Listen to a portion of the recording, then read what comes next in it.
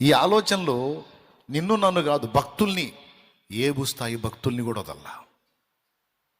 ఏబు స్థాయి భక్తుల్ని కూడా వదల్లా. అష్టైశ్వర్యాలతో తొలదూగుతూ ఒక రాజంత ఐశ్వర్యవంతుడే 10 మంది సంతానాన్ని కలిగి దాసదాసి జనాంగంతో ఎడ్లు, పశువులు, గాడిదలు, ఒంటెలు, పొలాలు, స్థలాలు అన్నీ కలిగి ఒక రేంజ్లో ఉన్న ఏబు మనసులో ఎప్పుడు కలవరం. ఇదంతా ఇలానే ఉంటుందా, ఇది మారిద్దా, ఇదంతా ఇలానే ఉంటుందా, పోయిద్దా, ఉంటుందా పోయిద్దా, ఇన్ని భోగాలు వచ్చినాయి, ఉంటాయా పోతాయా, ఉంటాయా పోతాయా, ఉంటాయా పోతాయా, పోయినాయి, పోతాయేమో, నా భార్య నాకు లోబడతా ఉంది, ఇప్పుడు రివర్స్ అయిద్దేమో, నా పిల్లలు పచ్చగా ఉన్నారు, పోతారేమో, నా ఒంటెలు, పశువులన్నీ, ఎడ్లు, ఆడుగాడిదలు ఇవన్నీ మస్తున్నాయి, పోతాయేమో, దాసదాసి జనాంగం నా మీద రివర్స్ అవుతారేమో, నాకున్న ఈ ఆరోగ్యవంతమైన శరీరం రోగగ్రస్తం అవుతుందేమో, ఏమో.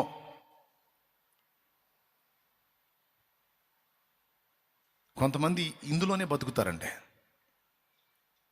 ఏమైద్దో ఆ రోజు దాకా ఆగరు.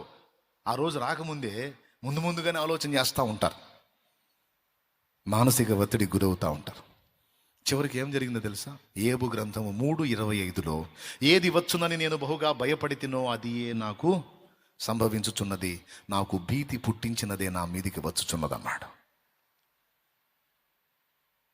ఏబు గారిని అడుగుదాం, ఏమయ్యా, ఇన్నాళ్ళు కాపాడిన వాడు, ఇన్ని ఇచ్చినవాడు ఇక ముందు కాపాడ్డా, ఇచ్చిన వాటిని స్థిరపరచడా? ఇవన్నీ పోతాయని ఎందుకు నీకు మనసులో సందేహం కలిగింది? నీ మనసులో అలాంటి ఆలోచన ఎందుకు కలిగింది? సో నీ మనసులో ఏదైతే కలిగిందో అదే జరిగింది.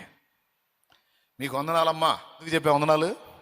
అట్లాంటి చెత్త పనికిమాలిన ఆలోచనలు పెట్టుకోవద్దు. మరి ఏం పెట్టుకోవాలి? కాపాడినావు ఇంతకాలము, కాపాడెదవు ఇక ముందు కాలము, కాపాడినావు కాపాడెదవు ఇక ముందు కాలము.